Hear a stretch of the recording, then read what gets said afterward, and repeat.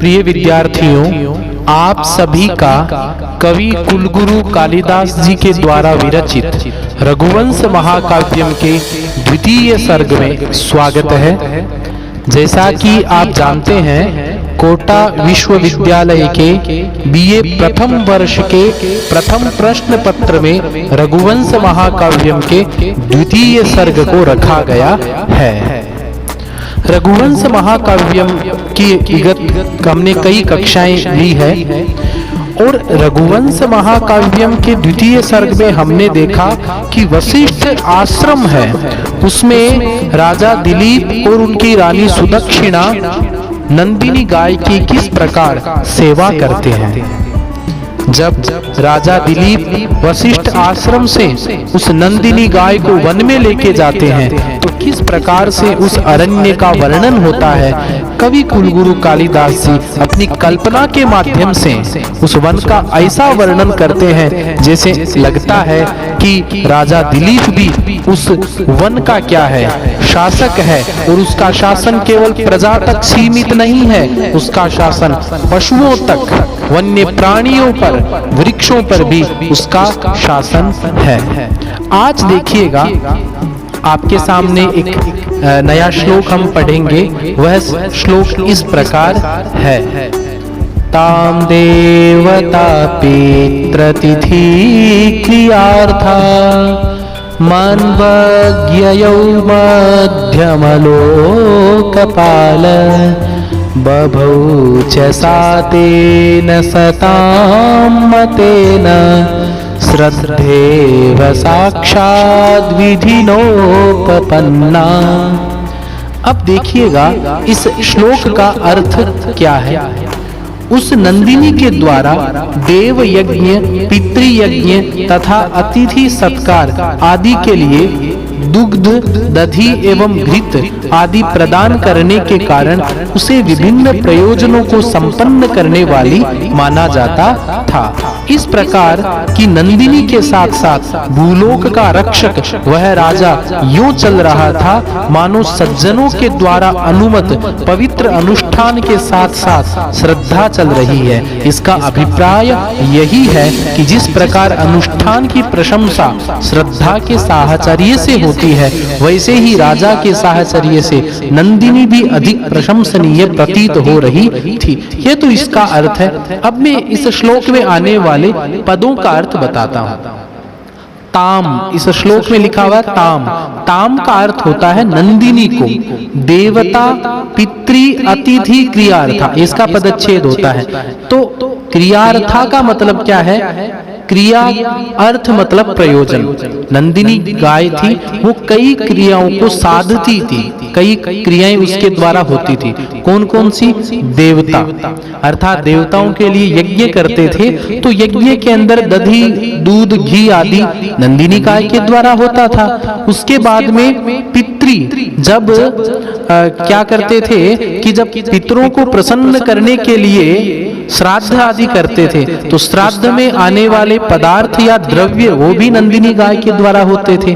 तो वह उसकी भी श्राद्ध की भी क्या थी? क्रियार्थ थी। उसके बाद में अतिथय, और अतिथि के लिए भी वो प्रयोजन वाली थी। क्यों? क्योंकि अतिथि का सत्कार में जो भी कार्य, सेवा में उसके आने वाले दूध आदि वो भी नंदिनी गाय से होते थे। इस प्रकार से पितृ, अतिथि और देवता, इन तीनों के क्रिया को साधने वाली वो जो नंदिनी थी, उसके बाद में क्रियार्थाम अन्वग ययौ, अन्वग का मतलब होता है पीछे पीछे, ययौ मतलब चलने लगा, अर्थात वो राजा दिलीप था, उस नंदिनी गाय के पीछे चल रहा था। उसके बाद में मध्यम लोकपाल है, अर्थात जगत की रक्षा करने वाला राजा दिलीप, अर्थात जो मध्यम लोक है, पृथ्वी लोक है, उसकी रक्षा करने वाला राजा दिलीप। उसके बाद में देखो क्या है, बभौ, बभौ मतलब शोभित होने लगा था।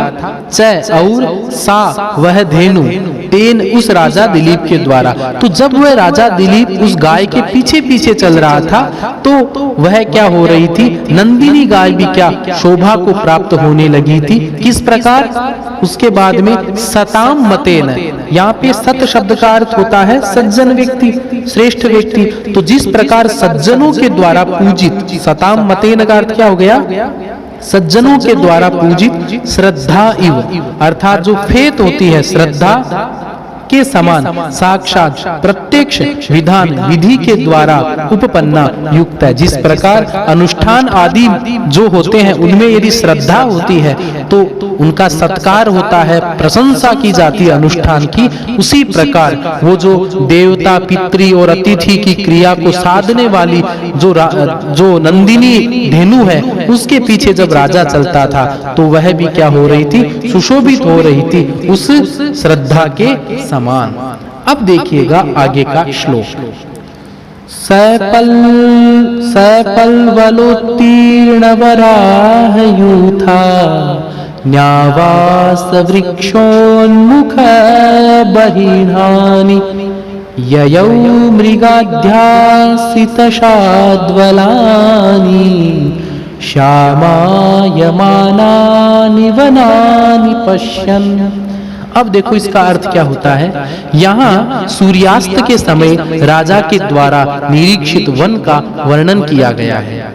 थोड़े पानी वाले तालाबों में से सुअरों का बाहर निकलना इस तथ्य का द्योतक है कि दोपहर की कड़ी धूप से वे थके हुए सुअर उस उथले पानी में बैठे होंगे और सूर्यास्त जनित ठंडक होने पर उन्हें बार बार निकलने का साहस हुआ होगा। इसी प्रकार मोर भी दिन भर तो वन में इधर उधर अपने खाने का प्रबंध करते रहे होंगे और संध्या काल होने पर उन वृक्षों की ओर उड़ चले थे जहां वे रात को बसेरा करते थे। वन की हरी घास और हिरणों का बैठना दिन भर की भाग दौड़ की थकान दूर करने का द्योतक है। इस प्रकार वन तथा वन्य प्राणियों के क्रियाकलाप को देखने से राजा दिलीप को पर्याप्त मनोरंजन हुआ होगा, यह कल्पना की है। इस प्रकार से इस श्लोक में देखिएगा सबसे पहला जो पद है सह का अर्थ यहाँ पर होता है वह राजा दिलीप। उसके बाद में पल्वल उत्तीर्ण वराह युतानि। पल्वल शब्द का और उत्तीर्ण का अर्थ क्या होता है। पल्वल शब्द का अर्थ होता है लघु जलाशय। छोटे जो तालाब होते हैं ना उनको क्या बोलते हैं, पल्वल बोलते हैं। उसके बाद में उत्तीर्णानि, देखो पल्लव प्लस उत्तीर्ण यहाँ पे गुण संधि है तो पल्वल का मतलब छोटे तालाब, उत्तीर्ण का मतलब निकले हुए। बहिर्आगतानि वराह यूथा, वराह बोलते हैं सूकर को, सुअर को क्या बोलते हैं, वराह बोलते हैं।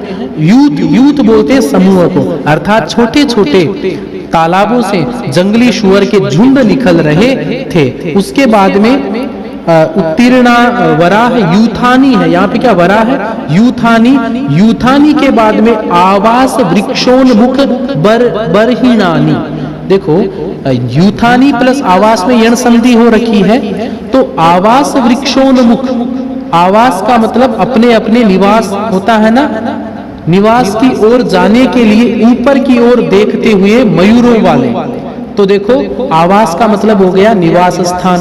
उसके बाद में वृक्ष आपको पता है पेड़ों को बोलते हैं। उसके बाद में आवास वृक्ष अर्थात अपने अपने मोरों का घर कहाँ होता है, पेड़ ही होते हैं ना, उनकी तरफ वो उन्मुख हो रखे हैं, पेड़ों की तरफ जाने के लिए उद्यत हो रखे हैं। बरहीन शब्द का अर्थ होता है मयूर। बरहीन शब्द का अर्थ क्या होता है, मयूर। तो ऐसे वन जहाँ पे मोर है वो भी क्या है, अपने अपने आवास स्थान, अपने अपने पेड़ों की तरफ जाने के लिए उद्यत हो रखे। ययौ का अर्थ गया था। उसके बाद में मृगाध्यासित शाद्वलानि, मृग बोलते हैं हिरण को, अध्यासित बोलते हैं बैठे हुए, शाद्वल बोलते हैं जो बाल तृण अर्थात जो होती है ना घास भी कैसी कोमल, बिल्कुल कोमल घास है ना, तो उस पर वो क्या हो रखे थे कि वो घास पर बैठे हुए थे। कौन बैठे हुए थे, हिरण बैठे हुए थे। तो शाद्वल शब्द का अर्थ होता है बाल तृण। उसके बाद में श्यामायनानि, उसके बाद में श्यामायनानि का अर्थ क्या होता है कि श्यामत्वम प्राप्नोति अर्थात कृष्ण वर्ण को प्राप्त हो रहे थे। उसके बाद में वनानी अर्थात जंगलों को पश्यन मतलब देखता हुआ। तो इस प्रकार से इसका अर्थ हो गया कि वह राजा श्याम वर्ण के, जंगलों का वर्ण कैसा था, श्याम कृष्ण वर्ण के उन जंगलों को देखते हुए चल रहा था, जिनके छोटे छोटे तालाबों से सुअर के झुंड बाहर निकल आए थे, और मयूर थे वो अपने पेड़ों पर जो बने हुए आवास स्थान है उसकी ओर जाने के लिए वो उत्सुक हो रहे थे, और जिन वनों की हरी घास पर हिरण बैठे हुए थे। इस प्रकार से इस श्लोक का अर्थ होता है। अग्रिम श्लोक देखिएगा। आपीन भारोद्वहन प्रयत्नात् गृष्टिर्गुरुत्वाद वपुषो नरेन्द्र उभावलं चक्रतुरञ्चिताभ्यां तपोवनावृत्तिपथं गताभ्याम्। अब देखो इस श्लोक में क्या वर्णन किया है। एक बार की प्रसूता वह नंदिनी तो पुष्ट अयन के भार को ढोने के प्रयत्न के कारण और राजा दिलीप निज शरीर की स्थूलता के कारण मंद मंद आकर्षक गति से चलते हुए तपोवन की ओर लौटने के मार्ग का अलंकरण कर रहे थे। अब प्रिय विद्यार्थियों, मैं आपको बताता हूँ, इस पद्य में नंदिनी गाय और दिलीप की मंद गति का वर्णन किया गया। वो धीरे धीरे अपने आश्रम की ओर लौट रहे हैं। इसमें नंदिनी का अयन भार एक बार की ही प्रसूता होने के कारण तेज गति से चलने में बाधक बताया गया है। अर्थात नंदिनी का एक बार प्रसव हो गया था, उसके भी बछड़ा हो गया था, इस कारण वो धीरे धीरे चल रही है।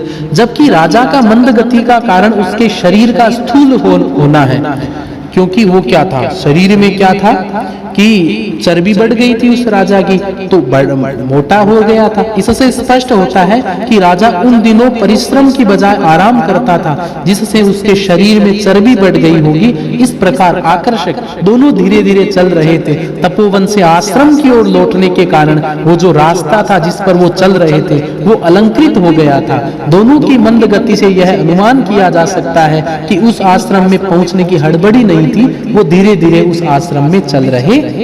यह तो मैंने आपको इसका भावार्थ बताया। अब मैं इस श्लोक में आए हुए पदों के बारे में बताऊंगा।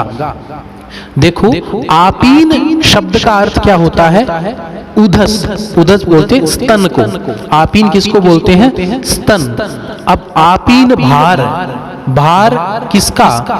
आपीनस्य उदसः भारस्य, अर्थात जो नंदिनी गाय के जो स्तन थे वो दूध से भरे हुए थे, तो उनका भार वहन करने के प्रयत्न के कारण, तो आपीन भार अर्थात उसके दूध से भरे हुए स्तनों के भार के कारण, उसके बाद में उद्वहन का मतलब क्या हो गया? उसके भार के कारण उसके स्तन बड़े बड़े हो रखे थे, दूध भरा हुआ था, तो उसके ज्यादा भार लग रहा था। इसलिए गृष्टि ही गुरुत्वाद, गृष्टि ही बोलते हैं सकृत प्रसूता, जिस गाय का अभी अभी डिलीवरी या अभी अभी प्रसूत हुआ, अभी अभी उसके बछड़ा हुआ है, ऐसी गृष्टि अर्थात एक बार ब्याही गई जो गाय है वो गुरुत्वाद, उसका शरीर की मोटाई के कारण देह क्या हो जाता है? भारी हो जाता है। ठीक है, तो गृष्टिर गुरुत्वाद, एक बार ब्याही गई थी और उसका शरीर मोटा होने के कारण वपुष है। वपु शब्द का अर्थ होता है शरीर, और वपुष, वपु शब्द की षष्ठी एक वचन बनता है वपुष है, अर्थात शरीर के। उसके बाद में नरेंद्र है, नरेशु इंद्र है, इसमें यह गुण संधि हो रखी है। तो जो नरेंद्र अर्थात जो राजा दिलीप है वो उभौ, उभौ शब्द का अर्थ होता है दोनों। कौन कौन? वे दोनों नंदिनी और राजा दिलीप अलंग चक्रतु अर्थात सुशोभित हुए। सुशोभित का मतलब दोनों क्या हो रहे थे? उसकी शोभा बढ़ा रहे थे। अंचिताभ्याम, अंचिताभ्याम का अर्थ क्या? देखो, चक्रतु अंचिताभ्याम, इसमें यहाँ पे विसर्ग संधि हो रखी है, अर्थात सुंदर या आकर्षक बने। तपोवनावृत्ति पथम, तपोवन लौटने के मार्ग को, तपोवन आवृत्ति पथम, आवृत्ति का मतलब वापस आ रहे थे, उस वन की तरफ वापस आवर्तन कर रहे थे, उस मार्ग में गताभ्याम गमन से, अर्थात तपोवन की तरफ जो वापस पुनरावर्तन अर्थात पुनः आ रहे थे, इसलिए दोनों के कारण वो जो आश्रम जाने का जो रास्ता मार्ग था वो क्या हो रहा था? शोभायमान हो रहा था। प्रिय विद्यार्थियों, आप कल्पना कीजिएगा कि वो एक प्रकार से जो दूध से भरे हुए स्तनों और भार के कारण नंदिनी और इस राजा का जो एक प्रकार का शरीर था वो भी बढ़ा हुआ था, तो दोनों मंथर गति में धीरे धीरे चल रहे थे। इसलिए ऐसा प्रतीत होता है कि वो जो मार्ग है तपोवन की तरफ जाने का, वो इन दोनों से क्या हो रहा था, सुशोभित हो रहा था। अब अग्रिम श्लोक देखिएगा।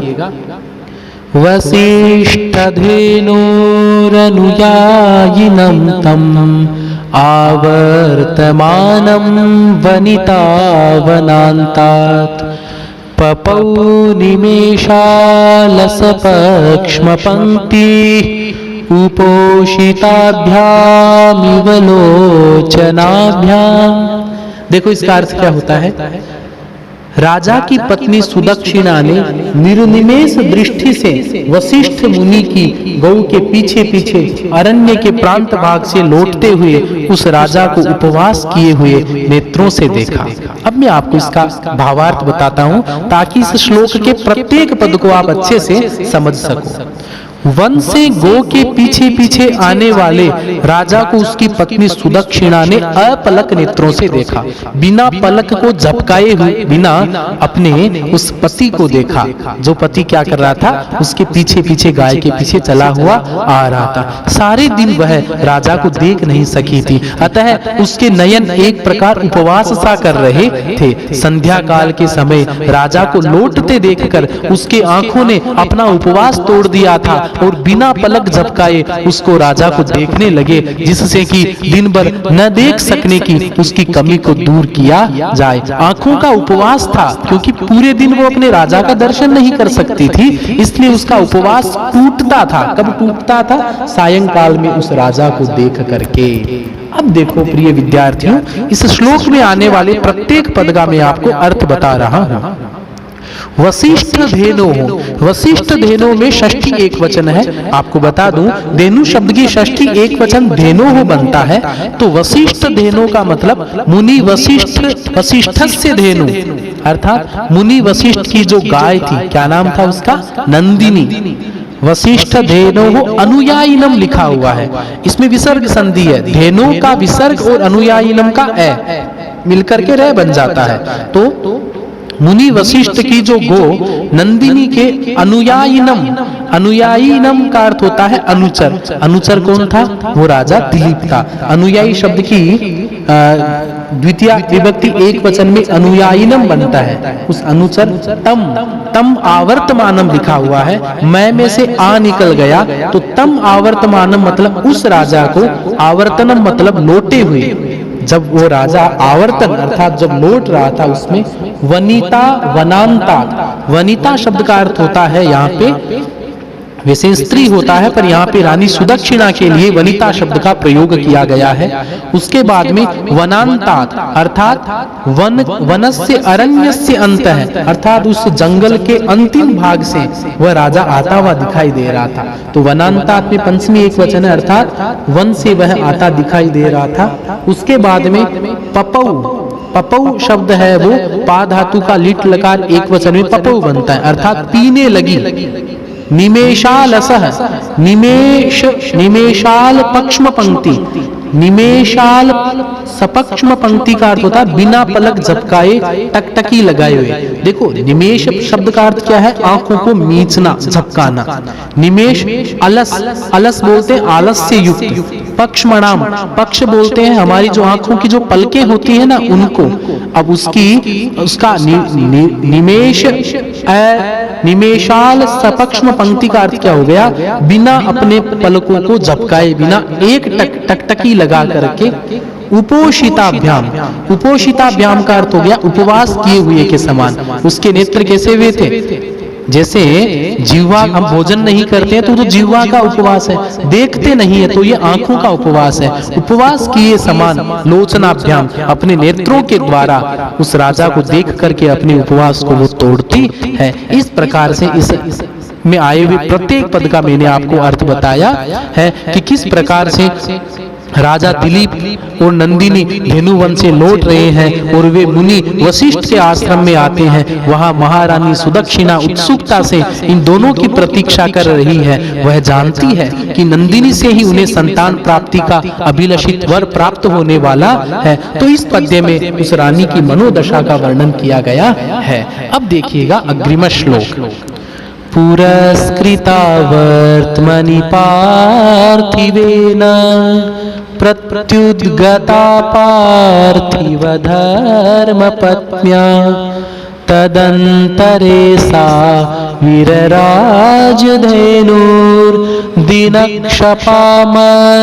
मध्यगतेव संध्या। इसका अर्थ क्या है? मार्ग में राजा के आगे आगे चल रही और राजा की धर्म पत्नी सुदक्षिणा द्वारा आगे बढ़ाकर स्वागत की गई वह गौ नंदिनी उन दोनों के बीच इस प्रकार शोभायमान हो रही थी जैसे दिन और रात के बीच में संध्या जो सांझ होती है। अब देखो, इधर तो राजा दिलीप था, इधर वो सुदक्षिणा थी, बीच में नंदिनी गाय थी। तो ऐसा लगता है रात और दिन के बीच में जो सांझ होती, इवनिंग का टाइम कितना अच्छा लगता है। इवनिंग की तरह वो रानी, वो जो नंदिनी थी वो लग रही थी। वह नंदिनी राजा के आगे आगे चल रही थी और राजा उसके पीछे पीछे आ रहा था। तभी सुदक्षिणा ने आगे बढ़कर उस गाय का वेलकम किया, स्वागत किया। इस प्रकार गो उस राजा और उसकी पत्नी सुदक्षिणा के बीच में खड़ी थी। उस समय उसकी शोभा दिन और रात के बीच में संध्या के समान लग रही थी। वहां राजा को दिन के समान और रानी को पूर्णिमा की रात के समान और गाय को सांझ के समान बताया गया है। गाय का रंग संध्या काल के समान होने से यह तुलना बड़ी ही अच्छी लगती है। तेजस्विता के कारण राजा की तुलना दिन से की गई है, जबकि चांदनी रात के साथ में रानी की तुलना भी पूर्णतः संगत है। अब देखो, इस श्लोक में आने वाले प्रत्येक पद का मैं आपको अर्थ बताऊंगा। देखो, पुरस्कृता, पुरः का अर्थ होता है आगे, कृता मतलब आगे करके, आगे करके। वर्तमनी जो शब्द है वो उसका अर्थ होता है मार्ग में। प्रिय विद्यार्थियों, वर्तमान शब्द की सप्तमी एक वचन बनता है वर्तमनी, अर्थात रास्ते में, मार्ग में। पार्थिवेन है, पार्थिवेन में तृतीया एक वचन है। पार्थिव शब्द का अर्थ क्या होता है? राजा दिलीप होता है ना, तो पार्थिवेन का मतलब तृतीया में द्वारा भाव आता है। तो राजा दिलीप के द्वारा प्रत्युद्गता, प्रति उद्गता यण संधि हो रखी है यहाँ पे। प्रति में जो ई है आगे ऊ है, इसके कारण ई का यहाँ पर यह हो जाता है। तो प्रत्युद्गता का मतलब अग्रे आगत्य सम्मुखी कृता, अर्थात आगे बढ़कर स्वागत की गई। कौन? वो रानी, वो जो नंदिनी गाय थी वो। पार्थिव धर्म पत्निया, पार्थिव किसके द्वारा, वो आगे बढ़कर उसका स्वागत किसके द्वारा किया गया? पार्थिव, पार्थिव का मतलब उस राजा के द्वारा, राजा की धर्म पत्नियां, धर्म पत्नियां में तृतीया विभक्ति है और जहां पे तृतीया विभक्ति होती है उसके अर्थ, उसका अर्थ हो जाता द्वारा ना। तो उस राजा की पत्नी सुदक्षिणा के द्वारा तदंतरे, उन दोनों के बीच में, अंतरे का अर्थ क्या होता है? बीच में, उन दोनों के बीच में सा, वह धेनु, वो जो धेनु थी ना नंदिनी, वीरराज सुशोभित हो रही थी। धेनु का अर्थ हो गया गो। अब देखो, धेनु का जो विसर्ग है उसका रे बन के दिन के ऊपर ये रे चला जाता है ना। दिनक क्षपा मध्य गता, दिन बोलते हैं डे को और क्षपा बोलते हैं रात को। मध्य गता, और बीच में कौन आती है? मध्य गता मतलब बीच में, दिन और रात के बीच में होने वाली मध्य गता इव, यहाँ पे गुण संधि हो रखी है। इव मतलब तरह, संध्या, उस सायंकाल के समान वो नंदिनी गाय सुशोभित हो रही थी। यह इस प्रकार से अर्थ है। मैंने आपको बताया कि आश्रम में द्वार पर महारानी सुदक्षिणा इनके स्वागत के लिए खड़ी थी। वन से आने वाली, आगे आने वाली नंदिनी गाय थी और उसके पीछे राजा दिलीप थे। प्रस्तुत श्लोक में इस दृश्य की शोभा का वर्णन किया गया है, किस प्रकार से उस नंदिनी गाय को संध्या का समय दिया गया है। अब देखिएगा आगे का श्लोक। प्रदक्षिणीकृत्य पयस्विनीं तां सुदक्षिणा साक्षत पात्रहस्ता प्रणम्य चानर्च विशालमस्या श्रृंगान्तरं द्वारमिवार्थ सिद्धेः। अब देखो, इसका अर्थ क्या होता है? अक्षत युक्त पूजा पात्र हाथ में लिए सुदक्षिणा ने उस दुग्धवती गौ की प्रदक्षिणा और प्रणाम करके प्रयोजन सिद्ध के द्वार के समान इसके ललाट की पूजा की। अर्थात वो जो नंदिनी गाय है वो जो ही प्रवेश करने वाली होती है, अक्षत बोलते हैं चावल को, चावल हाथ में लेकर पूजा का पात्र लेकर के सुदक्षिणा उस दूध से युक्त उस गाय की परिक्रमा करती है। प्रदक्षिणा का परिक्रमा करते उस गाय को प्रणाम करके उसके ललाट की क्या करती है, पूजा करती है। सुदक्षिणा ने जो पूजा पात्र हाथ में ले रखा है उसमें पूजा के योग्य अक्षत चावल पड़े थे। इस पात्र को हाथ में लेकर सुदक्षिणा ने गाय के चारों तरफ प्रदक्षिणा की और प्रणाम किया। इसके बाद उसने गौ के दोनों सींगों के बीच वाले भाग ललाट की पूजा की, क्योंकि यह ललाट उसे अपने संतान प्राप्ति रूप प्रयोजन की सिद्धि के लिए द्वार जैसा प्रतीत हुआ था। यहाँ स्मरणीय है कि सुदक्षिणा उस गौ के प्रस्थान एवं आगमन दोनों के समान विधिवत पूजा किया था और उसकी नंदिनी को प्रसन्न करने की श्रद्धा और निष्ठा भी इस श्लोक में देखने को मिलती है। अब इस श्लोक में आने वाले प्रत्येक पद पर हम चर्चा करते हैं। प्रदक्षिणी कृत्य, देखो यहाँ पे जो कृत्य पद है उसमें लेप प्रत्यय हो रखा है। विद्यार्थियों आप ध्यान रखो, जहां कहीं पर भी लेप प्रत्यय होता है उसका अर्थ होता है करके, ठीक है। और प्रदक्षिणी यहाँ पे चुई प्रत्यय हो रखा है, अर्थात प्रदक्षिणा करके। पयस्विनिम, पय बोलते हैं दूध को, स्विन प्रत्यय यहाँ पे लगा हुआ है तो इसका अर्थ हो गया दूध वाली, अर्थात दूध वाली पा। उसके बाद में ताम, ताम मतलब उस नंदिनी को, सुदक्षिणा राजा दिलीप की पत्नी। साक्षत, अब देखो साक्षत जो पद है उसका स प्लस अक्षत, स जो पद है वो सह से बना है। इसका अर्थ क्या हो गया, अक्षत के सहित, अर्थात चावलों के साथ। पात्र, पात्र बोलते हैं कोई भी बर्तन वगैरह होता है ना, वो उस साक्षत पात्र, पात्र में क्या है, अक्षत लिए हुए हैं, हस्ता अपने हाथ में। उस रानी सुदक्षिणा के हाथ में अक्षत मतलब चावल लिए हुए हैं उसके पात्र में। उसके बाद में प्रणम्य, प्रणम्य में भी लेप प्रत्यय है, इसका अर्थ भी क्या होता है, प्रणाम करके। च और आनर्च, आनर्च का अर्थ होता है पूजा की थी। किसने पूजा की थी, रानी सुदक्षिणा ने पूजा की थी उस साक्षात पात्र हस्त के द्वारा उस नंदिनी गाय की। विशालम, विशाल बोलते हैं बड़े को। अस्याह, अस्याह इस गाय का, ध्यान रखो अस्य का अर्थ होता है इसका पुल्लिंग का, अस्याह का मतलब स्त्रीलिंग का, ठीक है। तो इस गाय के श्रृंगांतरम, अंतर शब्द का अर्थ होता है बीच में, मध्य में। श्रृंग बोलते सींगों, सींगों के, अर्थात सींग के बीच में द्वारम इव, द्वार मतलब एक प्रकार का वो द्वार की तरह है। द्वारम इव अर्थ सिद्धे, इव, इव का वह और अर्थ का है, यहाँ पे सवर्ण दीर्घ संधि हो रखी है, अर्थात संतान रूप कार्य सिद्धि के लिए उसका ललाट मानो द्वार है। उस ललाट से ही उसे संतान की प्राप्ति का मार्ग प्रशस्त होगा, ऐसा वह मानती हुई उस रानी, वो जो रानी सुदक्षिणा है वो नंदिनी गाय की क्या करती है, उसके ललाट का पूजन करती है। इस प्रकार से इस श्लोक में यह बताया गया है कि राजा और रानी जानते थे कि उनके राज्य के लिए उत्तराधिकारी अर्थात संतान की प्राप्ति इस नंदिनी के वर प्रदान से ही संभव है। इसीलिए तो ये दोनों इस गौ की विशिष्ट रूप सेवा में लगे थे। इस नंदिनी का प्रसन्न होना उसके मनोरथ की सिद्धि भी है। प्रिय विद्यार्थियों, इन सभी श्लोकों में हमने देखा कि किस प्रकार से राजा दिलीप और रानी सुदक्षिणा उस नंदिनी गाय की सेवा में एक प्रकार से लगे हुए हैं, निरत है वो, और अपने संतान प्राप्ति रूपी वर की प्राप्ति के लिए उस नंदिनी गाय की किस प्रकार से एक सेवा करते हैं। ये एक प्रकार से हमारी भारतीय संस्कृति में जो धेनु की सेवा है उसका एक प्रकार से वर्णन मिलता है।